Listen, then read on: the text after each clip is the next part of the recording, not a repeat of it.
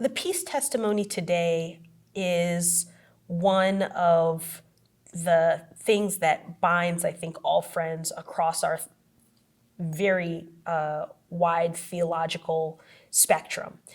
Friends of all branches come together around the peace testimony and the recognition of the reality that God calls us to walk the path of peace. I think that's a beautiful thing, that we still have unity in that, even as our practice, our way of experiencing God and worshiping God can be so different.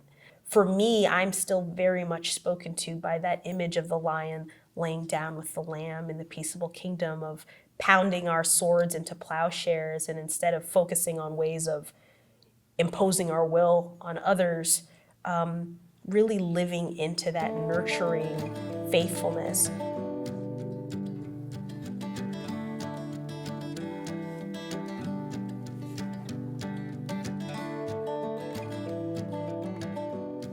My name is Adria Galizia. I live in Newark, New Jersey, and I attend Chatham Summit Friends Meeting in Chatham, New Jersey. The peace testimony was first authoritatively articulated in the 1660 Declaration to King Charles II. And what's interesting about that articulation is that it was both a theological statement and a political statement.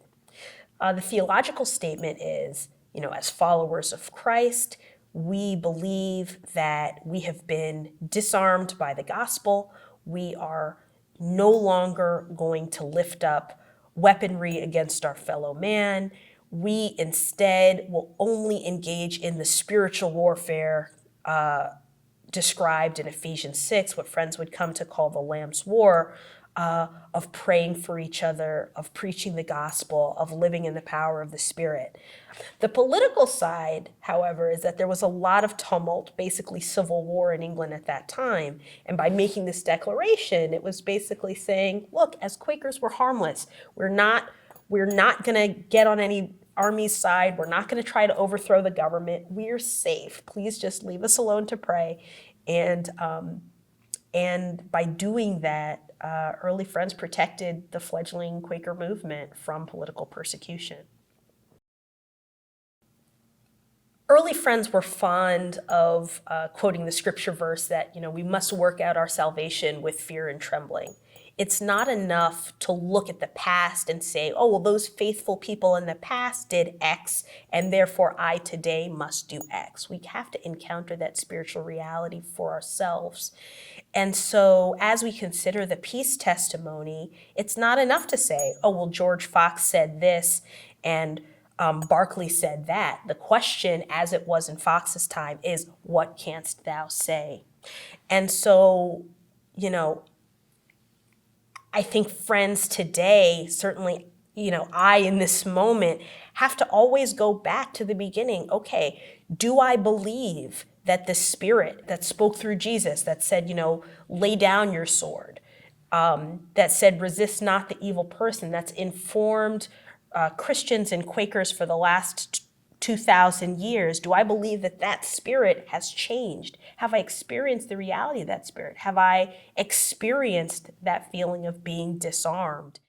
For myself, in my own life, I have been disarmed in several ways. I used to be I used to be extremely competitive, verbally more than anything, but with that streak that not only wanted to be right, but wanted to be better than you, that wanted to kind of rub your nose in the fact that you were wrong. That's a spirit of violence. And so what does it mean to lay down violence in interpersonal relationships, as well as outward violence, as well as other types of coercion?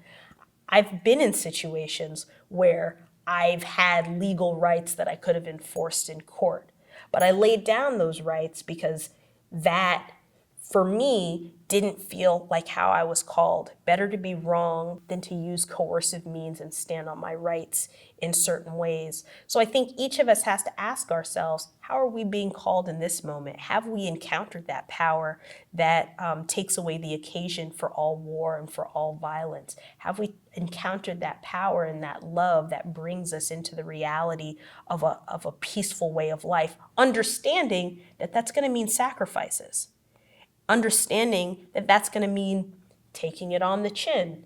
And yet we have the power to choose to either respond as the world responds and meet violence with violence, whether that's physical violence or other forms of coercion, or to respond in a higher way, in the way of the Spirit, which is with peace and love and long suffering and patience. It's not fun. It is really not fun. And yet that's how I feel that we're called. Thanks for watching this QuakerSpeak video.